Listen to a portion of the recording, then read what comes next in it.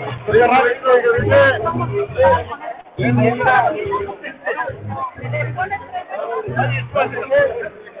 there, Andres. I'm fine right now. Can I call you back in 10 minutes? Yeah, that's cool. No problem. No problem.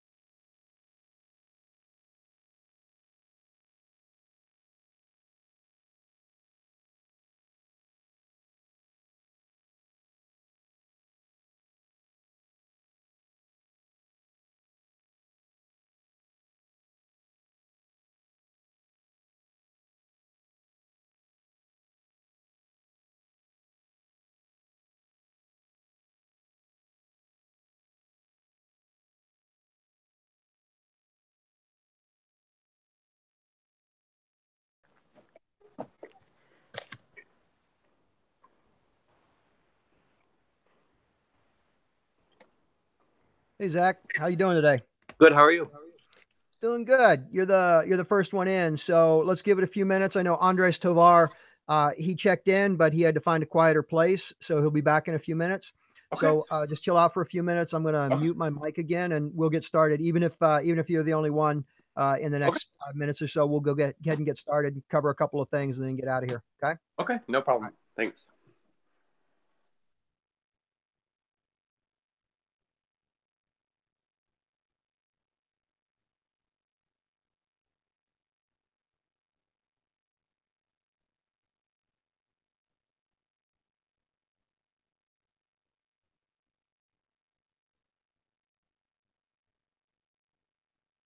Hey Kanon, how are you?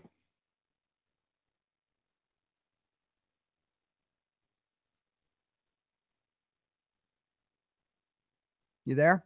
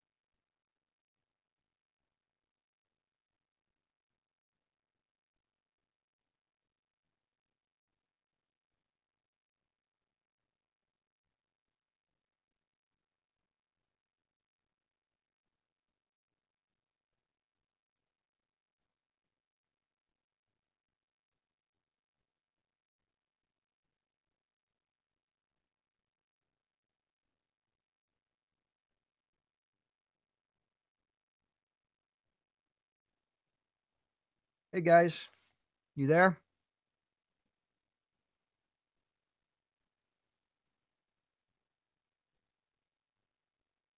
Go ahead and unmute your mic. How are you? Cool. How are you, Zach? Good, thanks. Kanon is here. He's not. He's got his mic muted, so I'm assuming he's just stepped away from the computer. Oh, doesn't have a mic, so he's here. Cool. Let me do this, Kanon. I'm gonna open up the chat box here, so if you want to go ahead and you can type in any questions or concerns that you've got. I know Andres Tovar stepped out. He said he'd be back in a few minutes.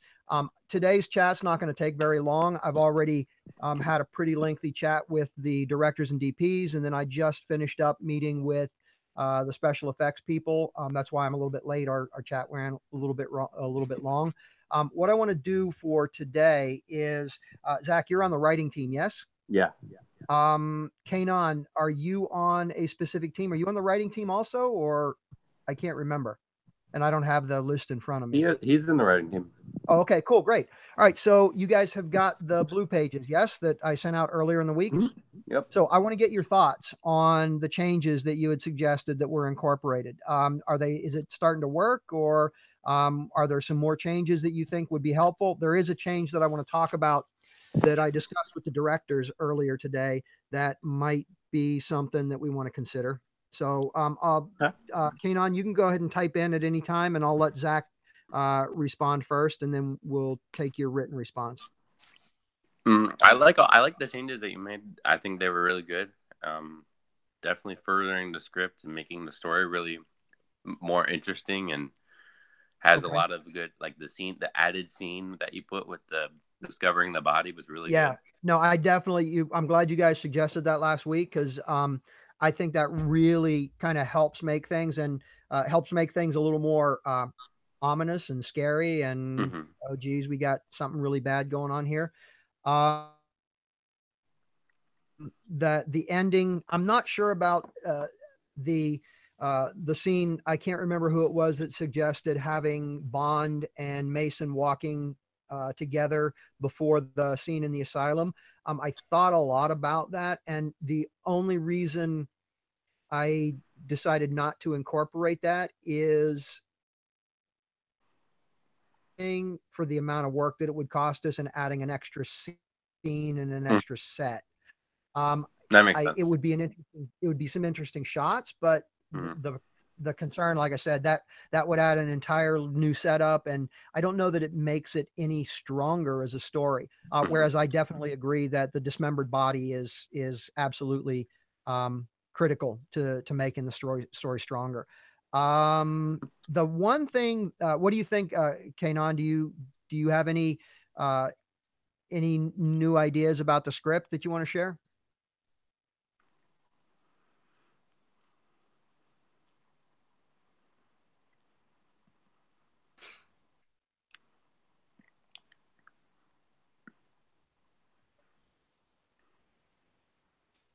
If it's if you've got a lot of feedback, maybe if you want to put it into a doc, and then you can just email it to me, we can talk about it tomorrow. It's kind of hard to talk. Yeah, I get, yeah, that's cool. Definitely. Kanon, just send us any ideas you've got.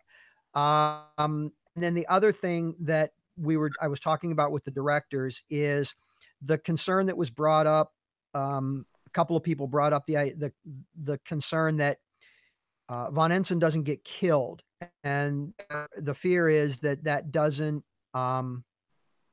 make sense in the context of the story.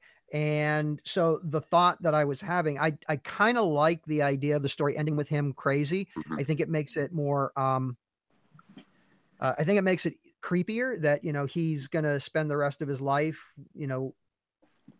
this man of science, completely insane. But maybe if we find a way in one of the earlier scenes, and I was thinking either the scene in the study that kicks everything off, or the scene in the hotel room where Von Ensign is reading the books, the Necronomicon and I can't even pronounce the other book, where he's reading the books and he finds the information about summoning up the demon. Yeah. Maybe we could include something in there about, if you look upon the demon, you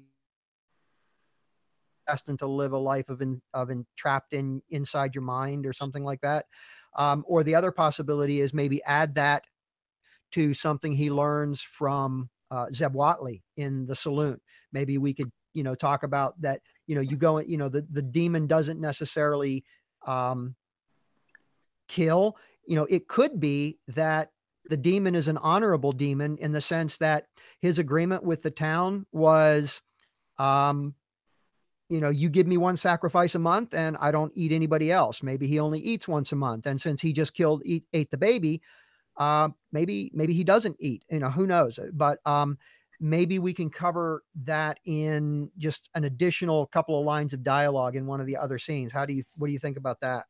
I think it's a really good idea. The scene in the saloon is probably the best one, I think, to put that Right. because Yeah. I was kind of thinking the same thing because my thought on the other scene is it's already got a lot of him sort of talking to himself. I'm yeah. afraid that if we add more, it's going to seem like it's just a cliche. It's, Hmm. poorly written kind of Plus, the thing. scene in the saloon kind of seems unimportant anyway, Right. and maybe Right. if we put some more important parts in there, it'll Yeah. make Good more of an point. impact. Yeah. Good point. I think that's a great idea. And, and Kanon, if you want to include your thoughts on that in whatever it is that you end up sending to us, that would be great. So what I think for us I'm glad I've got the two writers here first. I think it would be I think what we should do next is um, let's see you guys later. Okay. Yeah, Lovecraft is all about sanity and the fragility of the human mind, so it's proper that he doesn't die. Oh, it's an interesting thought, Kanon. It's an interesting perspective, and I would tend to agree with you on that. And so maybe the best way is to cover it in some other story way, so that at least, I don't have a problem with people sitting in the coffee shop after watching the movie and debating whether or not he should have died. The Hmm. thing that I want to avoid is for them to get to the end of the movie, and as soon as they see him in the asylum, they're like, "That's ridiculous. He would have been killed." Yeah. And I think if we cover it in the ways that in one of the ways that we've been talking about, I think that'll solve that problem. I Yeah. think what we can do now is, who's the other writer with you guys? Carlos. Carlos Duran, right? So what I would like is, for you three people to pick a one of the main characters, either Von Ensign or one of the others that have a major role, like Emma. Hmm. I would say the three big ones are Von Ensign, Emma, and maybe Maybe it, Watley. maybe Watley. Yeah, and we can move on to the lesser characters after that. Each of you. Hey, Andres, how are you? Oh, I'm fine. We can move on to the other characters later on, but for now, each of you pick a character, you, Kanon, and Carlos, and start thinking about refining the dialogue a little bit. Keep the voice that's Okay. established with each of them, but think about how to make the dialogue, to make it better, right? And it Yeah. doesn't have to be major changes. It can be, some minor stuff here and there. And so I'll leave it up to the three of you guys to decide who you each want to take, but Okay. spend a little bit of time thinking about that, and Okay. you can start tweaking the dialogue from there. Because I think structurally we're pretty close. Okay. Dialogue wise, I think we can go ahead and make some tweaks. How do you feel about that? I think it's good.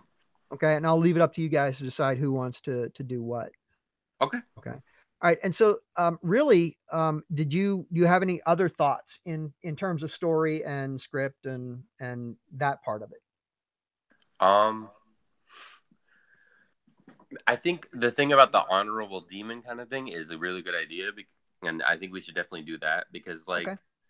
Kanon said, with the human mind thing, I think the Right. point is the monster isn't really scary, even though it seems really scary. The point of the point of the fear of it is that the townspeople would do such a thing, and that they're killing everybody That's a anyway. really great. I love that. That's very um that's pretty classic. That the the most scary monster of all is the human being, not necessarily the creature that devours the baby. It's these people that would give up their own children to save their own lives. Yeah, You know, and and so I don't absolutely, even I really know think what that's, they're doing half the time. yeah, exactly. Yeah, no, I love that. That's a great perspective. That's a great take on that. So yeah, definitely. Um, so we'll, I guess, keep moving forward with that idea. And then we can make those changes, make I them think happen. the scene with Watley really kind of furthers that, because you see a person that kind of has gone crazy from this Right. deal with that they have with the monster, and he doesn't even really know the guy, but he acts, what Watley acts like he knows Von Etzen, Right. and he just like gets all in his face. And I think some of those shots would be really cool of him like getting right in his face Oh, and like absolutely. telling No, him how it is. I've already got some ideas to discuss with the DP and the director in terms of, are you a big fan of the Coen brothers? Yeah, I love the Coen Brothers. Yeah. So if you look at a lot of the Coen brothers' work, they work a lot with Roger Deakins. And next time you watch one of their films, when they cover a conversation, um, in certain circumstances, like have you seen the TV series Fargo? Yes, Okay, so my favorite show. the second season of the series with Fargo, the really bad guy, the financial guy, I can't even remember his name now, but you know which one I'm talking about, the Yeah, guy with, I know what you're talking about.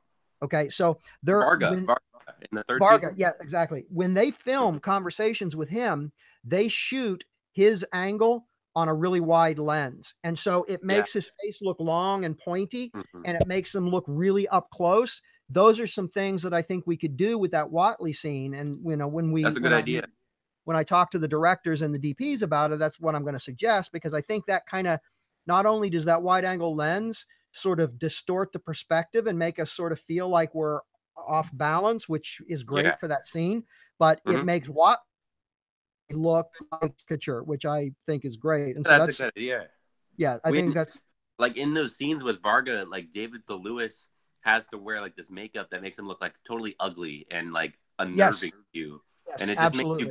makes you grossed out for him. And like Waitley or Watley, whatever his name is, it's like Same kind of deal. same thing. Like it's Yeah, an old absolutely town, same you deal. know, maybe like he doesn't brush his teeth, or like he just looks really gross. Exactly. Yeah, exactly. And we're probably going to have some makeup artists from Mud School down in LA. And so we can get them to do, some really gross makeup on Watley. Yeah. He's, and it'll be interesting to see too, once we do the auditions, Mhm.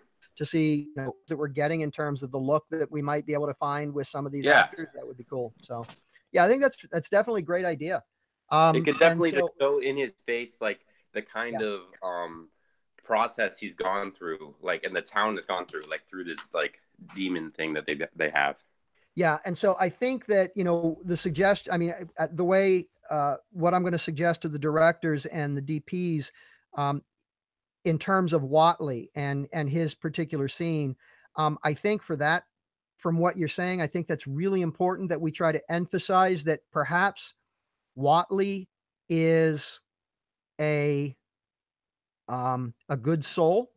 He is he was, um, one of the townspeople who didn't want any part of this, and as a result, he tried to stop it, and now he became what he is now. Maybe, and this is, I'm glad you brought this up. Maybe that's something that we should think about, expanding his dialogue a little bit more. His lucid dialogue, not talking in Yeah, rhymes, but giving, I definitely saying, agree. some way, letting the audience know that Watley was maybe like Von Ensign. He was a man of honor and tried to stop it, and this is what befell him. And that takes care of two problems. The first problem is it makes us understand a little bit more about Watley, but number two, it also makes it clear at the end why he didn't die, why he's now in the insane asylum. It shows us more about the town in the beginning, and it shows us more about the parallel between the two, and how Von Etzen kind of becomes crazy at the end. That's great. And I think that really solves problems, and it makes it much tighter. It makes it and plus it makes it a more interesting scene, I think. Yeah, it does. Yeah, cool. Awesome. Awesome. Well, that sounds great. All right. So what I want to do, I don't want to take a lot of time, guys, because there's really not a lot to go over. But since Andre's here and and he's our production design team leader, what I have done is I've gone through and the scheduling software that I use allows me to print out basically reports of all these different elements, like what days do I need the cast, what days do we need effects. And so I've started putting together a list of some of the design, the production design elements that are going to be important. And the first thing I did was put together a list of the sets that we've got. And I don't have a hard copy of that. So hold on one second. I've got so many different papers. I'm drowning in paperwork here. All right, okay, here I've got it. I don't have a copy that I can share with you, or do I? Maybe I do. Hold on one second, guys. Let me real quickly.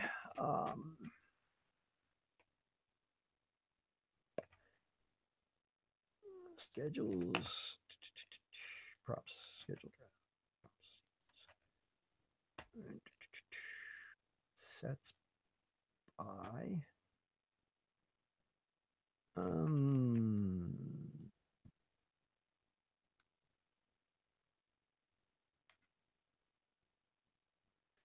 Yeah, I don't have a copy that I can open up right here. What I'll do is after I get off the chat, there's going to be an archive section for the Hangout on the Canvas site, and I'll upload a copy of it there. That way you guys can have a copy of it. But it's essentially a listing of the sets that we've got and when we need them. Not including the stuff that we've got out at Paramount. We've got the interior of the church. We've got the interior of the hotel bedroom, interior of the hotel bathroom, and interior of the hallway, newspaper office, and the Nendorf Asylum. Okay. And the train car, right? And the train car. And so while that sounds like it's like absolutely crazy, and I guess it really is, I'm not really overly freaked out. Yeah. Because for the most part, these sets are going to be pretty simple, with the exception of perhaps the study that we need to create, and then the church. Now, the study, I think, needs to be a little bit more lavish because we're dealing with two different worlds. We're dealing with Von Ensen's world in the academic, where he's in his home of Germany. And then we're dealing with the frontier West, which is much sparser, much more rustic, much less appropriated. You don't have the luxurious stuff that you would in his study. And so I think that the study, which is, I believe, scheduled for our second day of shooting, will require some more elaborate set dressing. It's not necessarily going to require a more complicated set, but the stuff that we put into it is going to be a little bit more complicated. But what I've done is I've gone through the script and I've looked at I've printed out what's called basically a master set list. And so, or not a set design list that lists the different elements that we need to be thinking about. And what I'm going to share this with you guys so you can see it. What I'm going to be doing next, and you'll see over here on the right, this is the date that we're going to need it. So, for example, a bar mirror for inside the saloon, we need that on April the 30th. So we know that we've got some time there in terms of making that happen. And then if we go down to the, these elements, most of the stuff doesn't happen until into April. And so what I'm going to do next, what I'm going to do over the next couple of days, is I'm going to put together I'm going to call it a construction schedule, meaning this is the schedule that we need. We need to have the train set ready to go by March 5th. And then we need to have the study set ready to go by March the 12th, and so on and so forth. Okay. And then that way there's a schedule that everybody will have so that we know when some of these things need to be assembled. I did the same thing with all of the special effects when I met with the SFX team today. And we talked about, okay, this is, sort of, we've got we've got an order of when things are important. Like, obviously the creature is going to be a very big project, but we don't need that until I think it's like the 23rd of April. So we've got some time. We don't have to start working on it right away. So it'll be the same thing with some of these other items. These are some of the set dressing things, for example. One of the things that, going to have to figure out how we're going to do the fireplace. I have a pretty good idea on most of this stuff. I've got a call in to a friend of mine who has some connections at a local prop and wardrobe facility, and I'm going to see if they might be willing to lend us some things. And then we're going to, see about trying to assemble some of this other stuff. A lot of this stuff is, I don't want to say optional. They're on the wish list, right? Like a communion chalice. That would be great to have in the funeral, or I mean, in the church. But you know what? If we can't scare up something that looks similar to that, then we'll go without it. I think one of the nice things about the script, or the setting, where we're, the type of story we're shooting is it's very believable to have something very sparse and rustic. We don't expect it to be, like Louis the 14th's palace at Versailles, right? We don't have to create all this really ornate stuff. The more we can get, the more we can create, the better it's going to look, or the better it'll feel.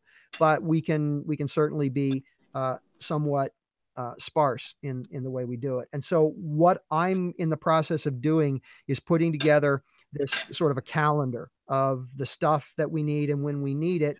And then as a group, we can talk about, okay, so this is what we need, when, and what can we use for it. And I've already got a bunch of stuff that I've put together on my own that I'll be bringing in. And some of the other stuff we can talk about, how we're going to create it. For example, it's not on the set dressing. It would be on the set design. If you go down here, where is it? The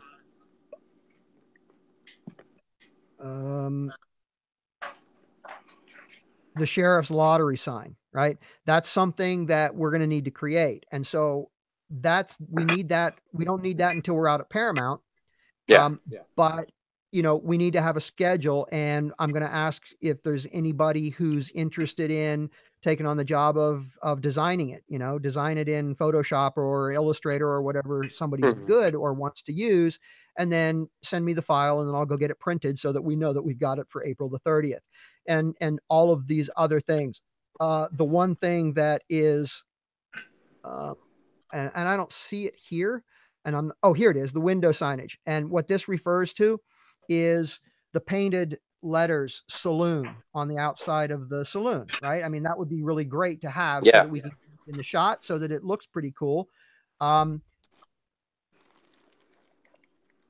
We can either paint it on the window when we're out there with tempera paint, which is kind of the standard way you do it. Or if somebody wants to do it, I can get them a piece of plexiglass and the paint, and they can paint it in advance. And then all we have to do is put it in the window. We won't see that it's a painted sign. It'll look like the sign, it'll look like the saloon sign, but it'll still be something that a job that somebody can do. And so what I'm going to do tomorrow in class is I'll sort of make that announcement and ask for people who are interested in helping to create some of these things. Okay.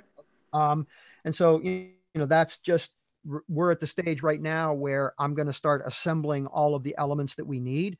I'm doing the drawings, the overhead drawings of the actual sets, so that the directors and the DP will have the dimensions, and they can look at it and say, okay, this is the space that we're going to be using. This is how we're going to light it. And then that way we'll have a plan that we can hand to the crew when we come in on that shooting day and say, for example, it's the train set. Everybody will have a plan, and somebody will be in charge of construction and say, okay, let's go put these flats together. This is the way it's got to look. And then the set dressing can come in, and we can, all of that stuff. And so that's sort of the next step that we're going to be going through here. Okay. Any thoughts on that from any of you guys? I mean, it really doesn't involve anything yet. I just kind of want to give you a heads up of that's sort of the direction we're going. Yeah, I'd definitely be willing to help make some of those stuff. Yeah, that's cool. And, the idea is that, everybody can make anybody. you know, and most of it, and it's not, you're not going to buy anything. I'll make sure that you have the materials that you need, so that it's, you know, it's not a burden other than taking some time to kind of create something cool that goes in the window. Right. And then that way we've got the stuff that we need. Now, like, for example, there's a number of paintings that I've got, that I've downloaded. They're public domain images from the Metropolitan Museum of Art in New York City. They're free to use images. They're open, they're public domain, and they're all like 17th and 18th century drawings and paintings and things like that. And so what I'll do is I'm going to put together a visual reference of them, and we can figure out which ones we think we want to use. And then I'll go ahead and have them printed so that we can, you know, frame them and hang them on the walls and sort of give our sets a little bit more authenticity. That's good. So that's kind of where we are right now in terms of the planning. Andres, you, how does that sound to you in terms of production design? You there, Andres?